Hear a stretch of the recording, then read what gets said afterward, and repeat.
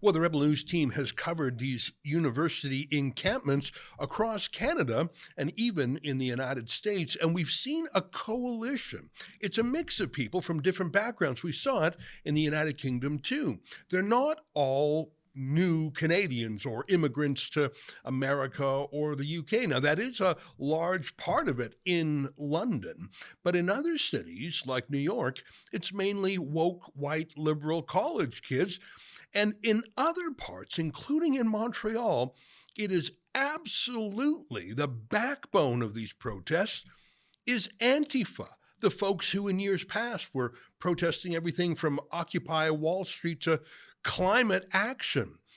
And I thought we would delve a little bit more into that because just today, our reporters in Montreal, Guillaume Roy and Alexa Lavoie, were attacked, not violently, but they were spray painted and their gear was destroyed by masked Antifa thugs.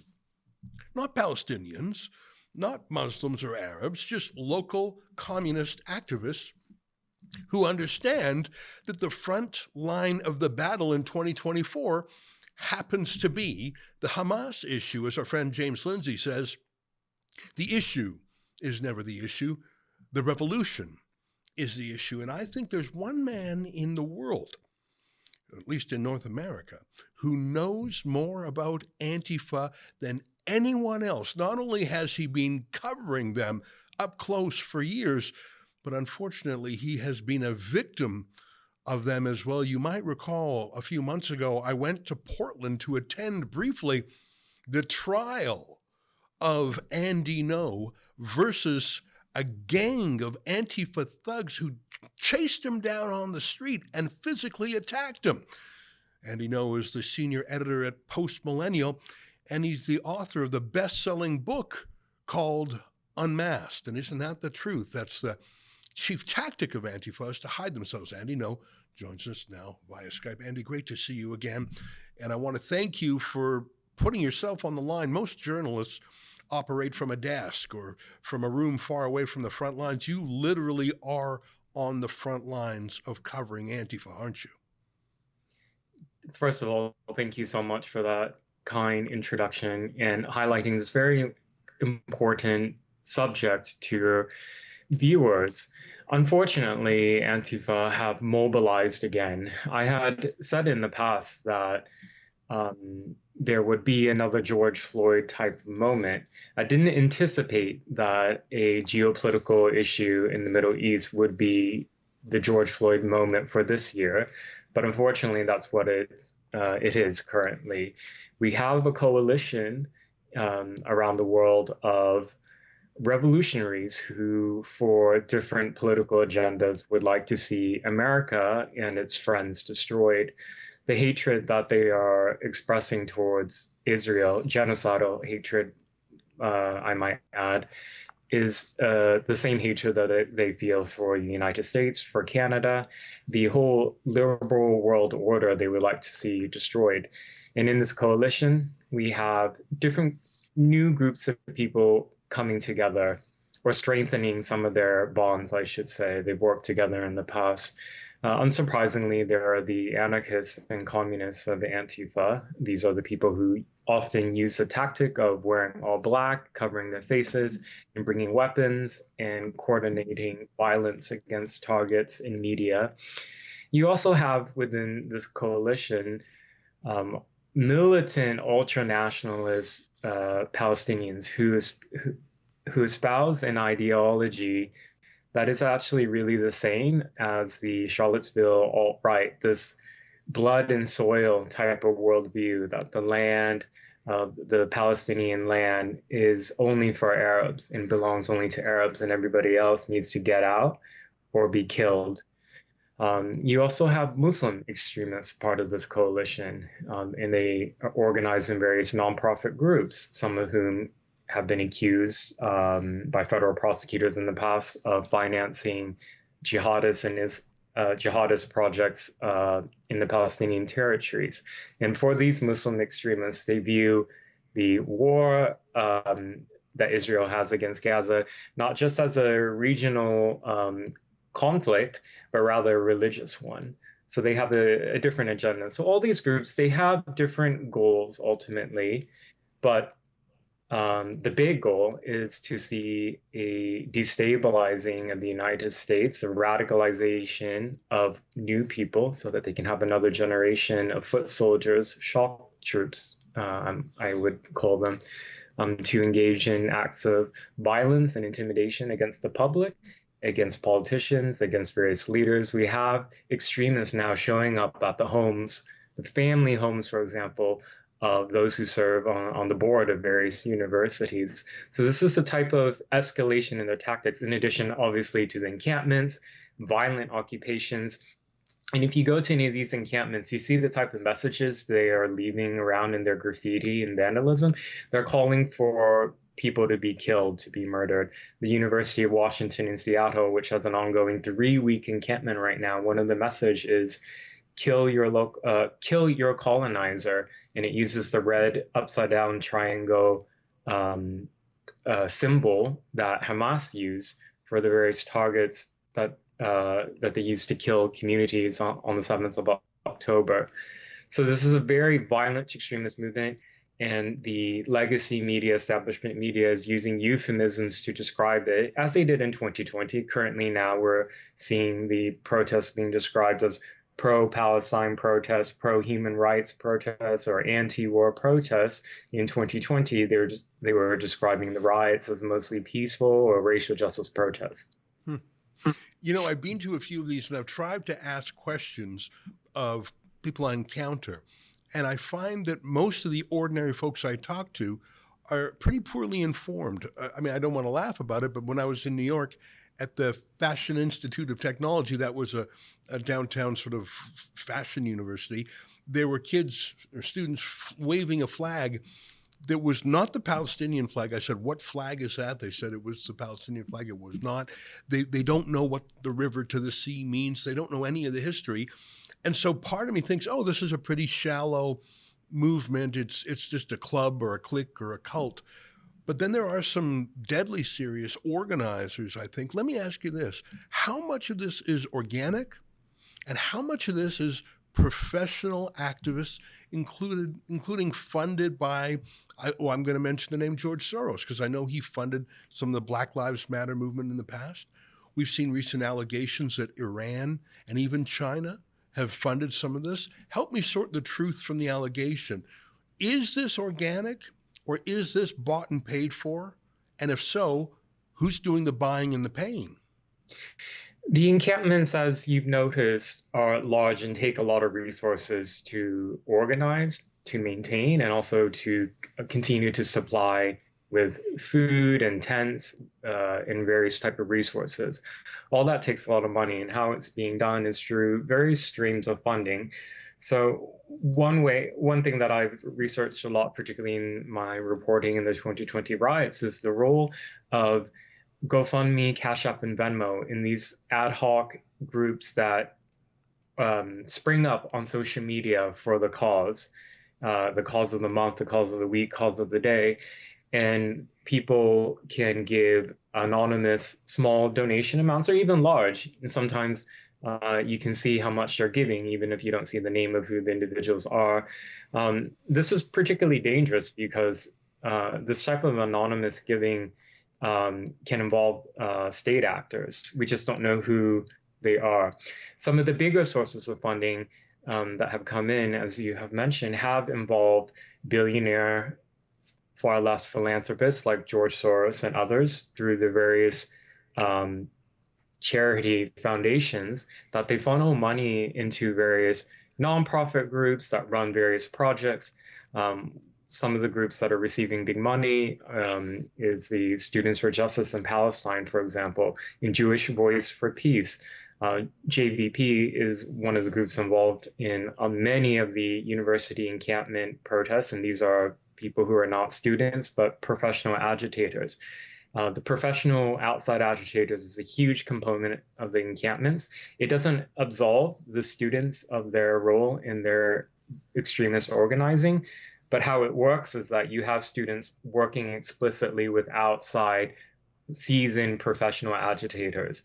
And The role of Antifa in particular is to provide a lot of the propaganda that's coming out in these encampments. They have tables set up where they provide these, they call them zines, short form magazines. These are printed pamphlets and booklets. Some of it is actually literal Hamas media office propaganda. Hmm. That was at the University of Irvine, University of California in Irvine, which had an encampment this week that was violent. And there was local journalists who went in and took photographs of some of the text propaganda before they were discarded by police. So there's so much ideology behind the encampments. There's organization, obviously. There's big money. There's small money. I think the public really kind of underestimates the danger of what these encampments do, because they're not just isolated incidents. Each of these uprising movements build on top of one another. They involve the same networks or similar networks or allied networks. And what they write after action reports that go out on their far left blogs, instructions for how to besiege a building, how to break into buildings, how to de-arrest your comrade, which is a way of organizing attempts to actually physically remove a comrade who's been arrested from the custody of police. And so the United States, Canada, many Western countries around the world have a far left extremist problem that is being underreported, being denied, unfortunately, by not just media, but also the so-called hate watch groups and the counter-extremist groups and academia groups, nonprofits, organizations, disciplines, and universities that are tasked with actually researching extremism and informing the public.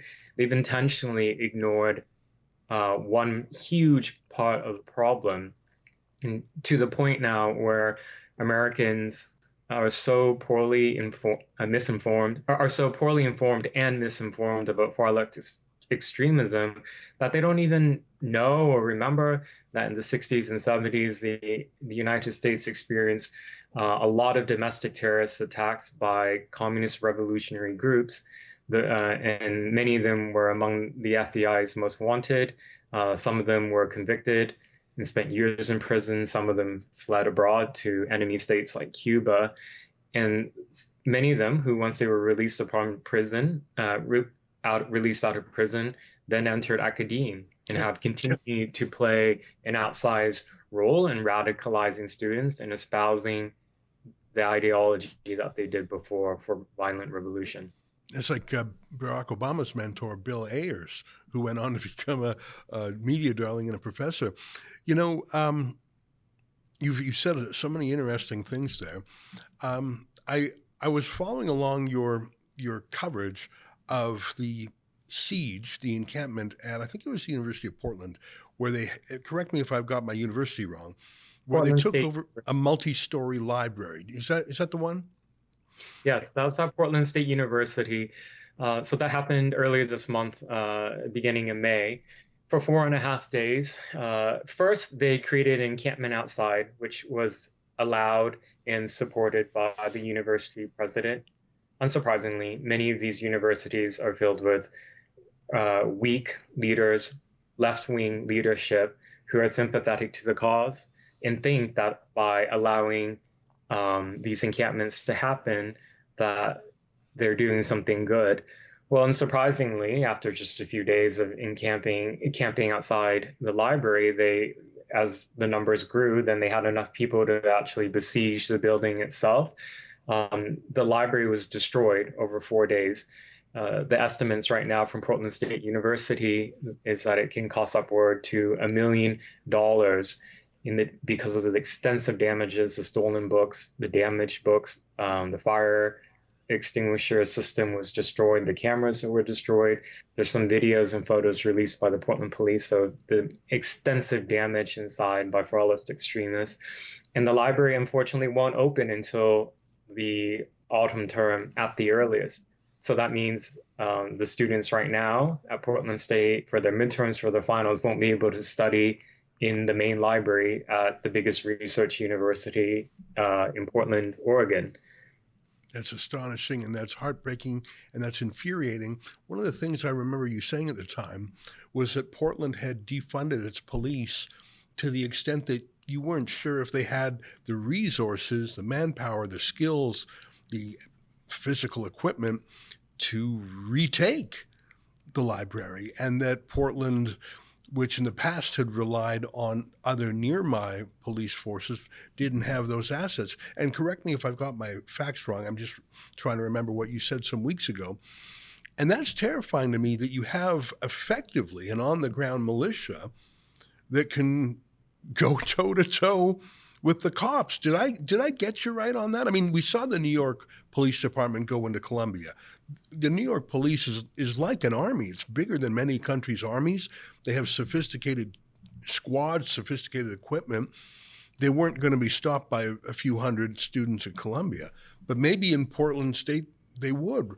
What's your view on the weak resources of police, and even more importantly, the decision by mayors and police commissioners and police chiefs not to deploy their forces? What's your view? What are the facts about that?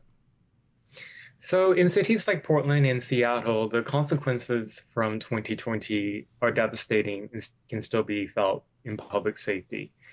In addition to defunding the police at that time, the politicians and the residents, unfortunately, created an environment of such anti-police sentiment that it was really demoralizing for law enforcement to stay. So officers quit, they resigned, they transferred to different police departments. And for some cities like Portland, the numbers of officers remain catastrophically low still. And the response times for 911 life or death situations is very long. And there just are not enough police officers. So when I wrote a tweet a few weeks ago that I predicted that Portland police would struggle. I mean, Portland State University has its own public police department on campus, and they were also have faced defunding, and so they only had a few officers on hand. They had to rely on the Portland Police Bureau for help. And there's video during the time when police finally responded after 4.5 days of the siege. You can see that there weren't enough police officers there, so most of those who had been destroying the library simply fled through the front door, literally the library. They just fled with their weapons and shields and masks on into downtown.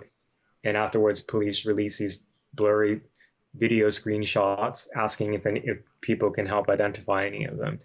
So the people who have done this type of extensive damage at Portland State will likely not face consequence.